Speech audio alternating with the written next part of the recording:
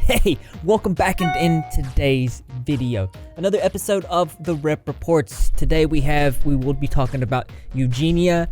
James Saroka, if you don't remember, I covered him. He apparently has been arrested. Also, it looks like his wife was missing from Pennsylvania for 3 years. And we're also going to be talking about a journalist named Flora Gill who tweeted about how children should watch POR. I'm not completely. We're gonna get into it. It's all that and more as the Rep Reports. First off, I want to talk about Eugenia. There's been some very strange behavior coming from her, and I believe the movement to have her removed from, or at least age restricted from the internet, has become more prevalent in current days. She's become somewhat of a villain, where she's put her viewers in danger in multiple different ways, as well as said extremely problematic things.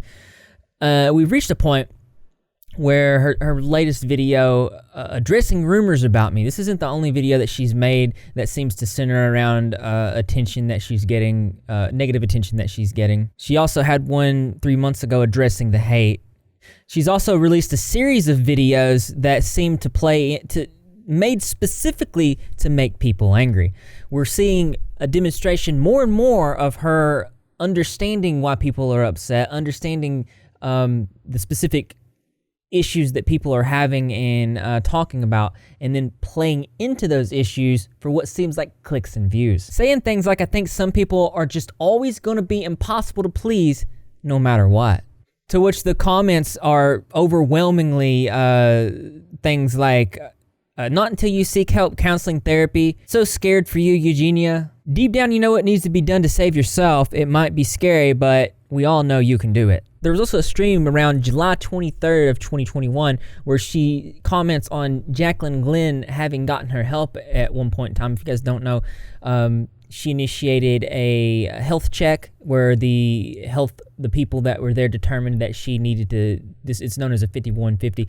They determined that she was in need of help and put her into a mandatory hold. She talked about her feelings about this, saying, "They saved your life." No, they did not. If anything, guys, some people I just think I shouldn't have trusted. Some people I did.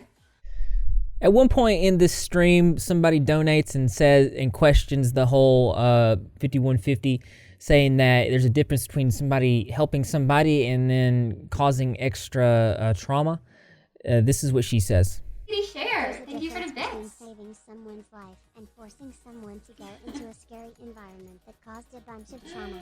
Yeah, and the thing is, it's like, I just think, like, talk to someone first before just putting someone in that situation. And see, the thing about a 5150 is it is an involuntary hold. Earlier I said mandatory. It's an involuntary hold where medical professionals look you over, examine you to see if you are at a critical position in your health to where you need help. This is the definition. 5150 is the number of the section of the Welfare and Institutions Code, which allows a person with a mental challenge to be involuntarily detained for up to 72 hours in a psychiatric hospital. So it does make sense that usually people who get 5150, they don't like it. But if a medical professional says and deems it necessary to happen after an evaluation, then obviously the person that initiated the 5150 did a correct thing. And again, the person that's 5150'd probably isn't going to like it. She probably gained 3+ years of life after that 5150. Who knows if you'd be alive? Guys, I would have definitely been alive without the 5150. The 5150 did not help me. If anything, it just kind of put me in like a dangerous environment. I do not believe that those people helped me in any way. So yeah. Jaclyn helped you. No, she didn't, guys. And I am not wishing her any bad. I'm only wishing her good, okay? What she did not help. She also never talked to me about anything beforehand and went on to like tell people a bunch of lies about tons of things when that day happened. So no. And then she also went on to make tons of videos about me and not even contacting me the entire time I was gone. So no, I do not feel that she helped me in any way. So yeah. Jaclyn Glenn has made a total of 4 videos about Eugenia Cooney, and only 3 around the time regarding that situation.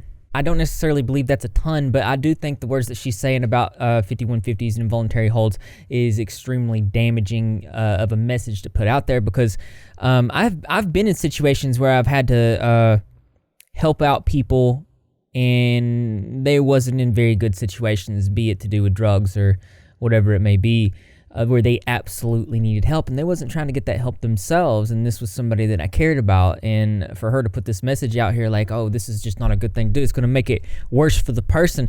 It's almost like, from the perspective of the person that's under the influence of something, yeah, they're not going to like that, because they're wanting to keep on doing the behavior that's not good. But when people care about people, they may feel the need to do this. In my experience, these types of things absolutely do help. But Jaclyn Glenn did tweet about this, saying, Eugenia keeps talking about me in streams. It happens a lot, and I really don't need constant updates. I didn't throw her in jail. She failed a health exam. If the worst thing I did is involve professionals, then fine, I'm a monster. Please let me just make this baby in peace. I mean, as a whole on the internet, we all saw the improvement that she had when she went to talk to professionals. You could see that she was healthier in her face. She had color. I was thinking that she was on a good path, and then she took a U-turn or something happened, and now the situation's gotten even worse than before. But there's also extra added dynamics. I think at this point the best thing that we can do is just age restrict her content, get it out of the eyes of young viewers, because of the impact that it is actually having. One user saying, my 14-year-old daughter, who I made to stop following you over a year ago, has officially been admitted to an ED in Orem, Utah. Is it your fault? No, but I'm furious that you continue to flaunt and attempt to normalize your very obvious, sick, and problematic issues on social media, where you know minors are following you. For that, you should be ashamed. If you were quietly living your life away from social media without scantily posed outfits where minors are viewing and looking up to you, it would be another story. A story where you still need help, but where you aren't knowingly putting others at risk, and that would be at least respectable. I do think it's a conversation that we need to keep talking about. Multiple problematic things have went on with her, and I hate to see that. Also in the news. You guys remember James Saroka? I made a video about James Saroka, I believe it was in late 2019, maybe mid 2020, titled Someone Worse Than Anisi on Act. I had blue hair in this one. In this video, we talked about how terrible of a person this guy was. He was scamming his viewers, and one of the biggest things was he was hurting his wife. There's bad things no one needs to judge. I appreciate that, but I hit a woman. So it's kind of like forgiveness is a necessity. The reason I did it was because I had worked so hard for what I had here and everything that I built. And the reason I crossed that line is because Caitlyn had lied so heavily to you guys on screen to protect herself, and was willing to throw under the bus people who I was throwing under the bus with her on a level that was inappropriate. And then when they came screaming in the window, I couldn't figure out why. And then I'm getting blamed for it. And I'm probably still getting blamed for it.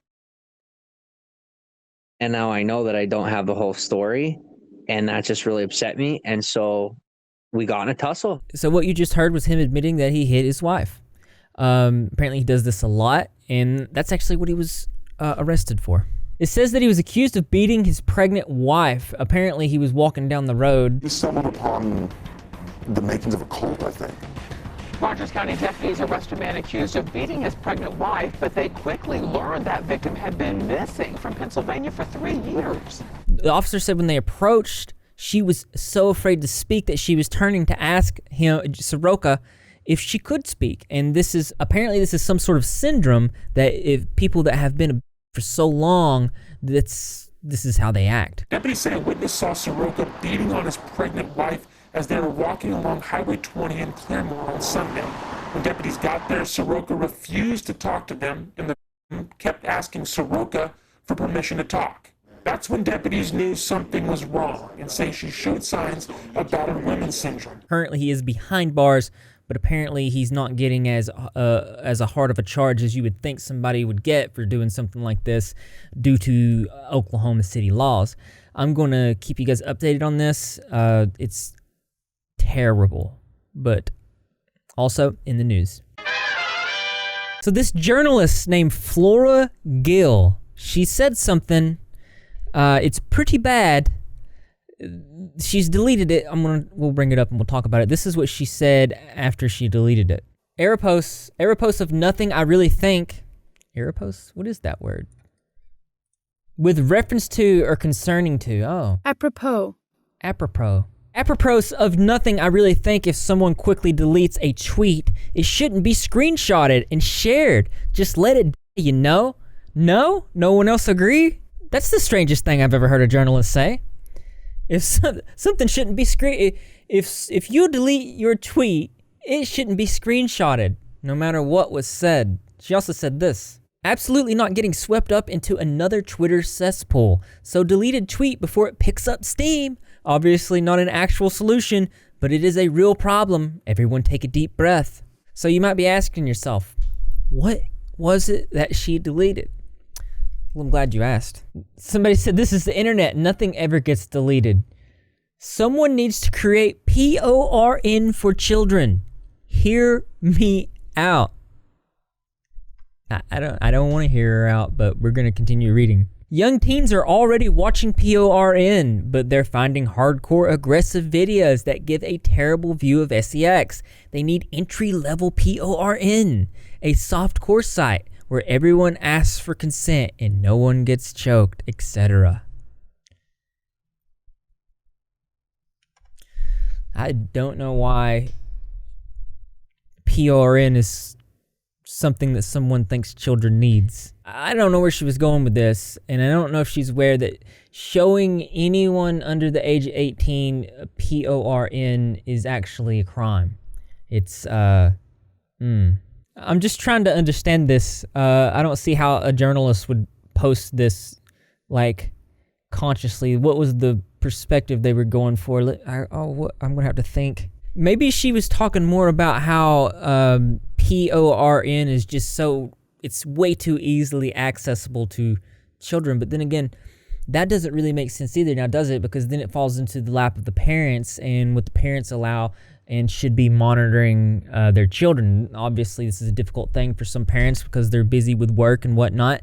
But there's many different methods you can put in place that restrict the internet access and even restrict and moderate websites. So when I go back and I'm looking at this and I'm reading it, and she says that she's actually suggesting a softcore PORN website for children. It really kind of makes me sick to my stomach, but that's where I'm at with it. But I'd really like to hear your opinions on this in the comment section below, because as interesting as this is, always something that's more interesting to me. That's right, you guessed it.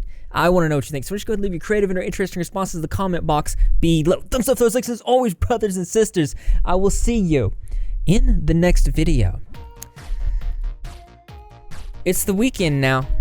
It's the weekend. Oh, this stain on my shirt is oil from, what was it? It's almond oil from skincare. And I just wanted you're probably staring at it the whole video. Just wanted to explain what that was to you. But love you guys. I hope that you guys are having a good weekend, and I'm actually gonna try to start making more videos. Don't hold me to it. I just feel like I've been in such a good mood lately. Some days I feel like I may upload 2 videos. I don't know. I don't know. Maybe I do. It depends on how I feel. But let's get some positivity turtles in the chat, and love you. And thanks to my patrons. Really appreciate you guys. If you guys want to support what I do here on the channel, the link to the Patreon will be in the pinned comment. You can get your name at the end of my videos. That's just another way to show that you're repping. If you're not repping, you're getting how you do that. I can do subscribe and notification turn on, be in the comment section for every single video, because I'm going to be there.